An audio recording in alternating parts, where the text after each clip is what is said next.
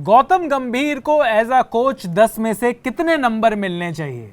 T20 series Sri Lanka के against 3-0 से जीते, इंडिया ने कोई भी मैच नहीं हारा और फिर उसके बाद आई 3 मैच की वनडे सीरीज जिसमें इंडिया कोई भी मैच नहीं जीता। वाह जी वाह, मतलब आप देख रहे हो या तो फर्श पे या अर्श पे। बिल्कुल, और इसलिए हम अभी से आपको पूछ रहे हैं कि आपको क्या लगता है कि गौतम गंभीर के एज अ कोच, अगर उनको कोच के लिए 10 में से कितने नंबर मिलने चाहिए, ये आप कमेंट्स में लिख सकते हो। पर प्रशांत यहां पर डिस्कस कर लेते हैं वो 5 बड़ी प्रॉब्लम भी जो गौतम गंभीर के सामने आने वाली है। और नंबर 1 प्रॉब्लम है टीम इंडिया के जो हमारे बैट्समैन हैं, क्या उनको स्पिन फ्रेंडली पिच पर स्पिनर्स को खेलना आता है या नहीं आता? यार जितना हमने देखा ओडीआई सीरीज, मेरे हिसाब से तो कोई खेलना नहीं आ रहा उनको।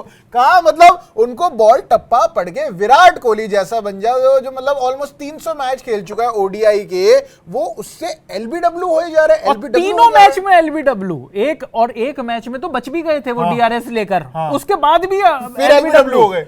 और 30 में से 27 विकेट टीम इंडिया की स्पिनर्स ने लिए हैं, श्रीलंका के स्पिनर्स की। तो आप ये सोचिए कि किस तरीके का खौफ है। और ये सिर्फ श्रीलंका स्पिनर्स के सामने नहीं हुआ, इससे पहले भी हमने देखा जब बांग्लादेश में जब खेलने गई थी टीम इंडिया, तो वहां पर बांग्लादेश के सामने जो स्पिनर्स के सामने हम बढ़िया नहीं खेल पाए।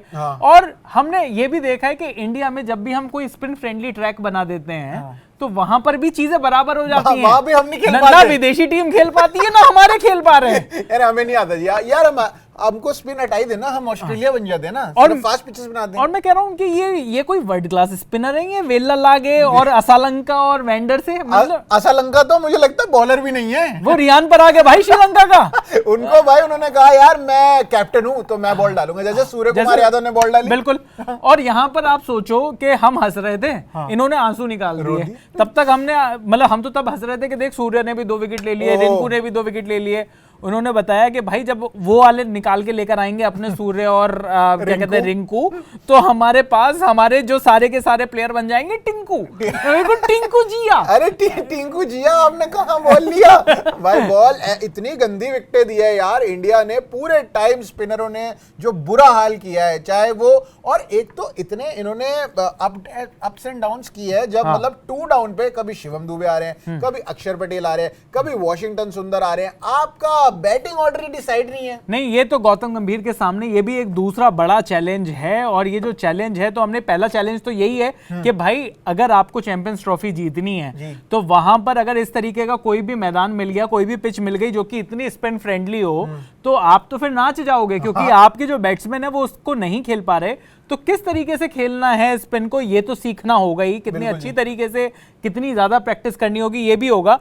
क्योंकि जो नेट्स में इनको स्पिन मिल रही है, जो हमारे ही बॉलर्स कर रहे हैं स्पिनर, हमारे ही स्पिनर जो बॉलिंग करा रहे हैं, उनसे ना नेट्स में कुछ हो पा रहा है और ना ऐसे स्पिनिंग ट्रैक पर कोई और जो, मतलब यार वहां के बैट्समैन भी बड़ी आसानी से खेल गए हमारे स्पिनर को। अविष्का फर्नांडो यार, मतलब जो बंदा बिल्कुल भी बैटिंग नहीं कर पाता, वो 96 मार रहा है यार, और हमारी टीम के 7 बंदे मिलके 96 रन नहीं मार पा रहे हैं। तो ये तो बिल्कुल ही बुरा हाल है। और मुझे तो लग रहा है पाकिस्तान वाले खुश हो रहे होंगे इसको लेके। पाकिस्तान वाले तो वैसे भी दूसरों के गम में ही खुश हो सकते हैं, उनके पास अपनी खुशियों के लिए उनका देश कुछ कर नहीं पाता, उनसे होता नहीं है कुछ, उनको आता नहीं है कुछ। पर मुझे लग रहा है कि अब जब सब लोग कह रहे हैं कि देखो अब चैंपियंस ट्रॉफी पाकिस्तान में तो खेली नहीं जाएगी, तो अब वो शायद श्रीलंका शिफ्ट हो जाए।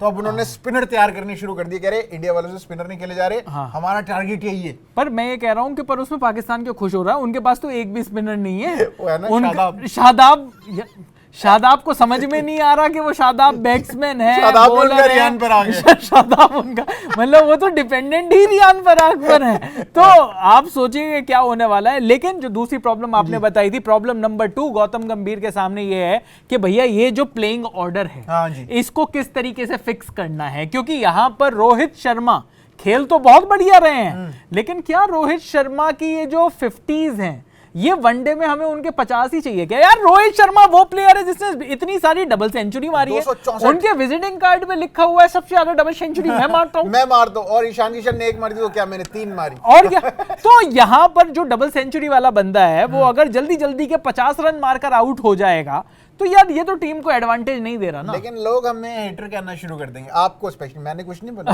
यार, इनको मारना ब्लेड। यार मैं हेटर नहीं हूं, I just want Rohit Sharma to be waiter. मतलब waiter in the sense waiting game खेले वो थोड़ा सा।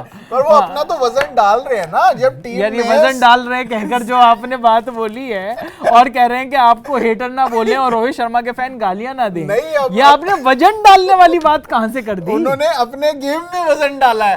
60% ऑफ द रन अगर खाली रोहित शर्मा मार रहे हैं तो मतलब 120 में से 64 रन रोहित शर्मा के हैं, बाकी टीम ये बात तो आपने 60% पे बात कही, मुझे लगा बॉडी फैट की बात कर रहे हो। लेकिन मैं ये कह रहा हूं कि जिस तरीके से रोहित शर्मा ने, और let's be fair, Rohit Sharma इकलौते ऐसे बैट्समैन लगे इस पूरी सीरीज में जिनको बैटिंग करनी आती है। हाँ? बाकी तो सारे नौसिखिए लग रहे थे यार।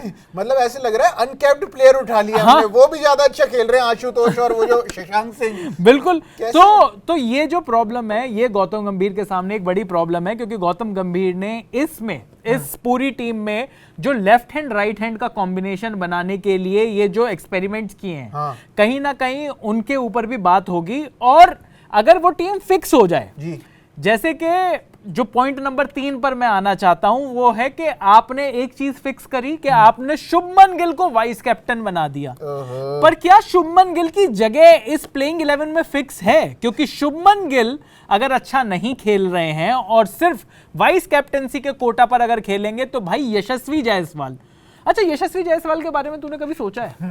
वो बंदा टेस्ट में ओपनिंग करता है, वो बंदा T20 में ओपनिंग करता है, तो क्या वजह है कि उसको ओडीआई के लायक नहीं समझा जा रहा? कह रहे आज तुमसे नहीं होगी। मैंने तुम्हें देख लिया है, तो तुमको देख के मेरे को रियलाइज हो गया तुम ओपनिंग नहीं कर पाओगे। तुम बहुत या तो बहुत तेज खेलते हो या बहुत धीरे खेलते हो, तुम में वेल लेफ्ट करने की आदत नहीं है। तुम वेल लेफ्ट करके विकेट नहीं दे सकते अपनी। भाई शुभमन गिल जो विकेट देता है मजेदार। तो ये एक गौतम गंभीर के सामने दिक्कत आने वाली है, क्योंकि देखो उनको ये तो समझ में आ गया कि गंभीर भाई को left hand right hand combinations बीच बीच में पसंद है।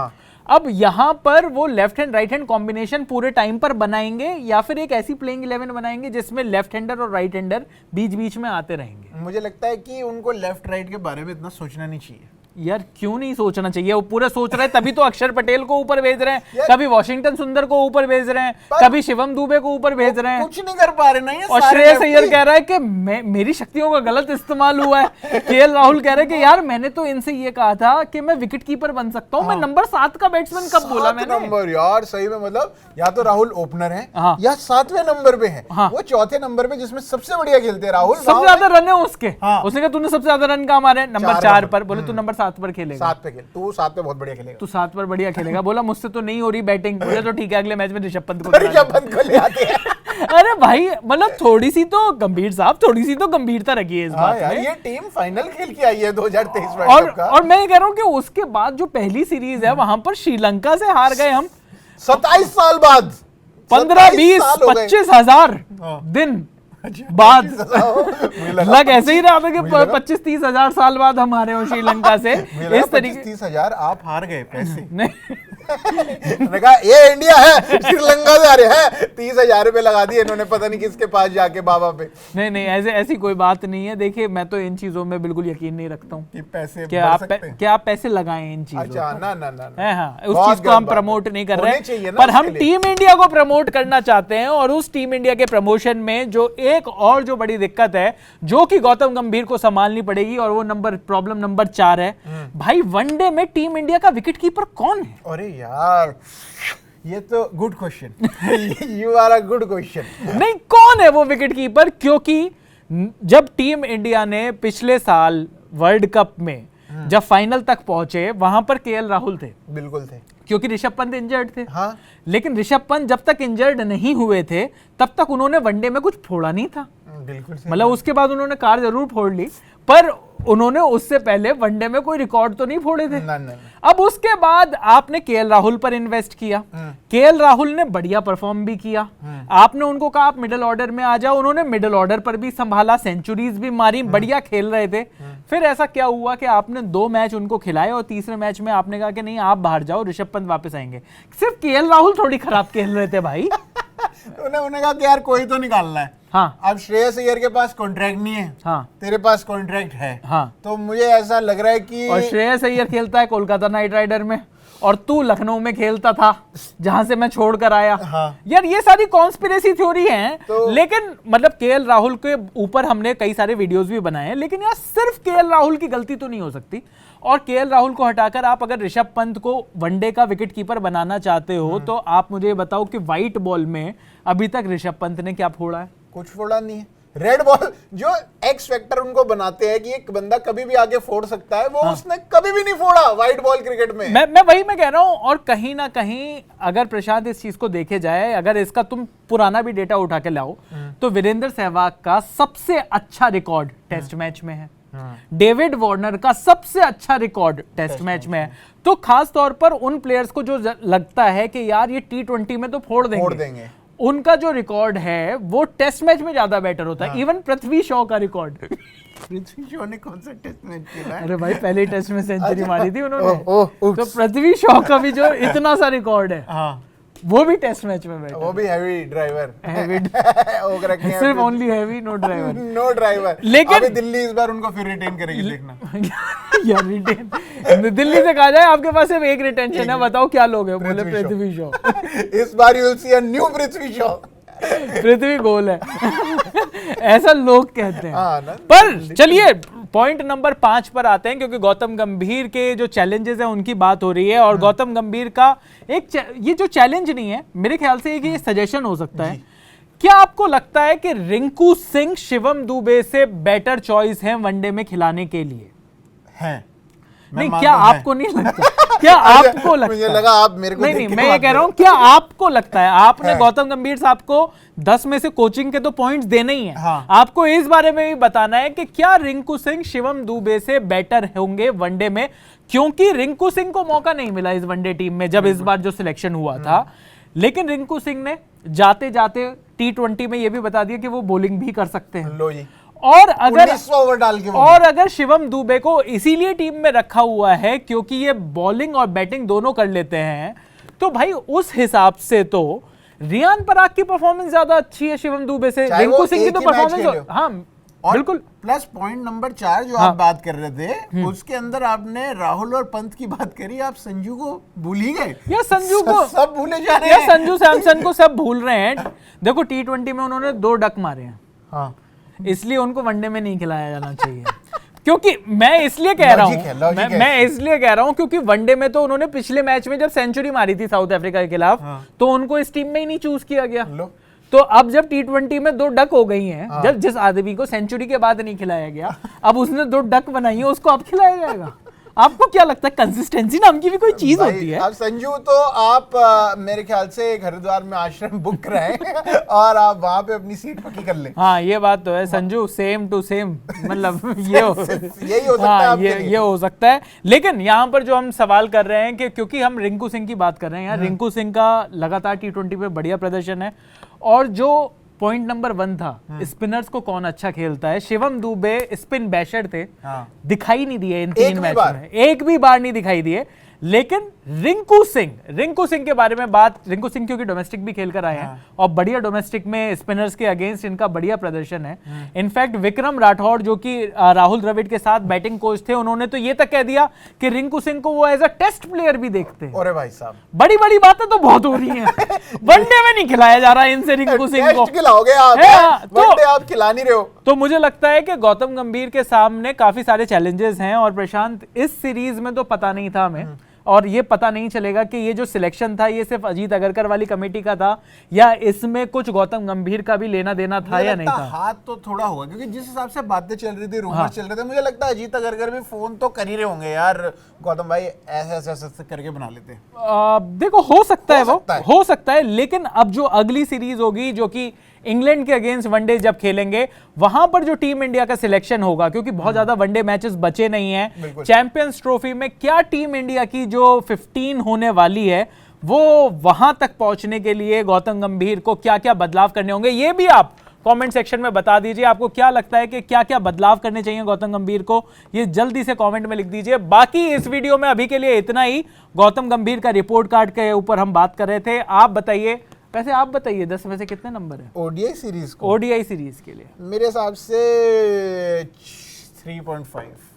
तूने अपने गाने को 8 दिए थे जो इतना गंदा गाना लिखा था।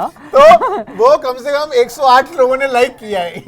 ये परफॉर्मेंस कितने लोगों ने लाइक करी? हाँ, लाइक करने लायक परफॉर्मेंस तो नहीं है। आप बताओ कितने नंबर दोगे? मुझे लगता है 5 नंबर। यार गौतम गंभीर को जाकर थोड़ी खेलना था, खेलना तो बाकी लोगों का था। पर ये बात भी सच है कि कहीं ना कहीं वो जो लोगों को ऊपर नीचे जो किया गया, उससे मुझे लगता है कि वो भी कोई क्लैरिटी नहीं है। और तीसरे मैच में खास तौर पर केएल राहुल को हटाकर आप ऋषभ पंत को लेकर आए, और ऋषभ पंत का वो डिसमिसल क्या था भाई? वो कहां चल जा रहे थे? वो कहां पैदल चल के कहां निकले थे? हैं? ये कोई वो थोड़ी है, गार्डन है। ये कोई गार्डन थोड़ी है। और गार्डन में कोई गार्डन में घूमेगा ना। तो मतलब यहाँ पर ऋषभ पंत भी कुछ खास कमाल नहीं कर पाए हैं अभी तक व्हाइट बॉल में। तो देखना होगा कि व्हाइट बॉल की टीम गौतम गंभीर क्या बनाएंगे। बहरहाल इस वीडियो में अभी के लिए इतना ही। मेरा नाम है चैन रस्तोगी, मेरा नाम है प्रशांत कपूर, और आप देख रहे हैं स्विच।